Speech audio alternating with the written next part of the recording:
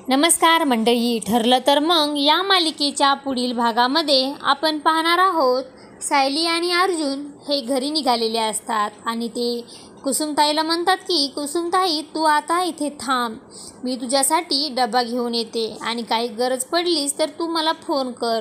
त्यानंतर आपण पाहतो सायली ही घरी खूपच दुःखी असते आणि ती सर्वांच्या समोर बोलते.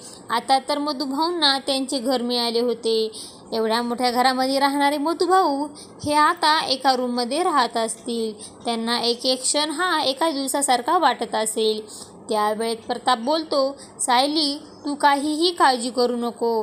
तू जरी या घरामध्ये सासर आहे असे समजून राहत असतील तर फक्त तुझी रूमच तुझी सासर आहे, परंतु हे सर्व घर तुझे माहेर आहे. त्यानंतर आपण पाहतो अर्जुन हा अजूनकडे डबा घेऊन जातो आणि तो कुसुमला विचारतो, कुसुमताई सायलीच्या लहानपणीचा एखादा फोटो वगैरे आहे का तुमच्याकडे? तेव्हा कुसुम वाकून अर्जुनला विचारते, अर्जुन तुम्ही असे का विचारत आहात?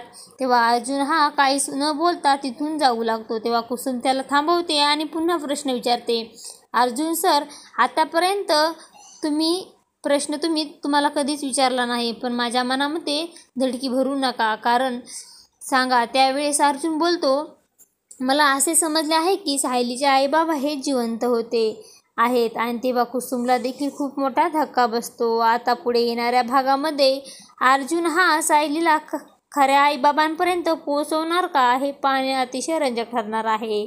ठरलं तर मग या मालिकेचे सर्व अपडेट पाहण्यासाठी आपल्या चॅनलला लाईक करा, शेअर करा आणि सबस्क्राईब करायला विसरू नका. धन्यवाद.